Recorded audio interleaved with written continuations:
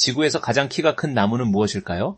세계에서 가장 큰 나무로 알려진 세코이아 국립공원의 셔먼 장군이라는 나무의 부피는 1487 세제곱미터, 키는 84m입니다. 부피, 즉 덩치는 세계 제일의 나무이지만 키가 가장 큰 나무는 아닙니다. 셔먼 장군보다 더 키가 큰 나무가 있습니다. 세계에서 키가 가장 큰 나무는 레드우드 국립공원 근처에서 자라고 있는 세코이아 나무인 하이페리온입니다.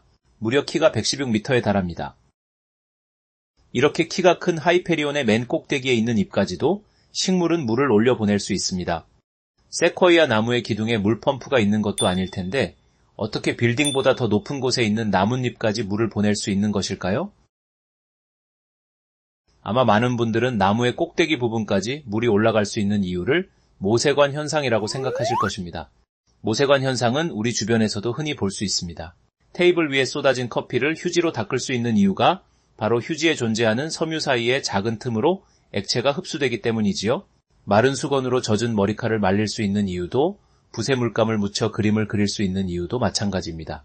모세관 현상은 레오나르도 다빈치가 처음으로 발견해 기록한 것으로 액체가 고체의 작은 틈으로 흡수되어 이동하는 현상을 뜻합니다. 어떤 액체의 표면 위에 지름이 아린 관을 수직으로 꽂았을 때 관 위로 올라가는 액체의 높이 h는 다음과 같이 주린의 법칙에 의해 정의됩니다. 이 식에서 감마는 표면 장력, 세타는 모세관 벽과 액체 표면이 접촉하는 면 사이의 각도, 로우는 액체의 밀도, g는 중력 가속도입니다.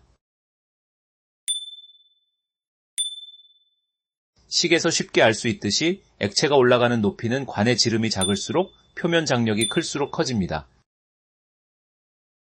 그렇다면 표면 장력이 생기는 이유는 무엇일까요?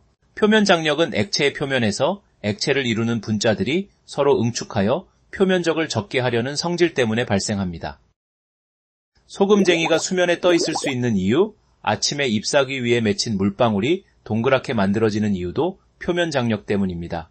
물 분자는 2개의 수소 원자와 1개의 산소 원자가 104.5도의 결합 각도로 연결되어 있습니다. 그리고 산소와 수소 원자 사이의 전자는 산소 원자 쪽으로 치우쳐 있습니다. 산소가 수소보다 전자를 더 좋아하기 때문입니다. 그래서 수소 원자 쪽은 부분 양전하, 산소 원자 쪽은 부분 음전하가 생깁니다. 물 분자들은 자신이 가지고 있는 부분 음전하와 부분 양전하를 이용하여 서로 결합합니다. 이러한 물 분자 사이의 수속 결합 때문에 물 분자는 응집력을 갖게 되고 다른 유기용매에 비해 높은 표면 장력이 나타납니다. 하지만 이러한 모세관 현상에 의한 물의 이동에도 한계가 있습니다. 식물의 물관지름은 75 마이크로미터 정도입니다. 따라서 계산에 의하면 모세관 현상에 의한 힘만으로는 2cm 이하의 높이로 밖에는 물을 이동시킬 수 없습니다. 나무의 꼭대기까지 물을 이동시키려면 모세관 현상 이외에 다른 힘이 필요합니다. 그 다른 힘 중 하나는 잎의 증산작용입니다. 식물의 잎에서는 기공을 통해 끊임없이 물이 공기 중으로 증발합니다. 식물의 물관 안의 모든 물 분자는 마치 줄줄이 연결된 비엔나 소시지처럼 맨 아래쪽 뿌리부터 맨 꼭대기 잎 부분까지 일렬로 연결되어 있습니다. 물 분자 사이의 응집력 때문입니다. 따라서 잎에서 하나의 물 분자가 공기 중으로 증발되면 바로 뿌리에서 잎 방향으로 물 분자들이 줄줄이 이동합니다. 여기에 뿌리에 작용하는 삼투압이라는 또 다른 힘이 작용합니다. 뿌리 안쪽의 염분 농도는 뿌리 바깥쪽보다 높습니다. 따라서 물 분자는 삼투압에 의해 뿌리 바깥에서 뿌리 안쪽으로 이동하면서 물 분자를 위로 밀어 올립니다. 이렇게 위에서 끌어주는 잎의 증산작용, 중간에 작용하는 물관의 모세관 현상, 밑에 뿌리에서 밀어주는 삼투압이 함께 작용하여 수십 미터 이상 물을 나무 꼭대기까지 이동시킬 수 있는 것입니다. 나무 위로 물이 이동하는 높이의 한계에 대해서는 여러 의견이 분분합니다. 실제로 하이페리온처럼 116m 높이의 큰 나무 꼭대기까지 물의 이동이 가능하다고 주장하는 학자도 있습니다. 하지만 물의 이동이 수십 미터 이하가 한계라고 말하는 전문가도 있습니다.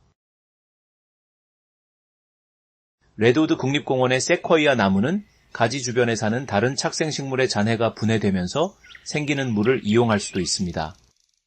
그리고 지역 기후 특성상 자주 발생하는 안개로부터 잎이 직접 물을 빨아들이기도 합니다.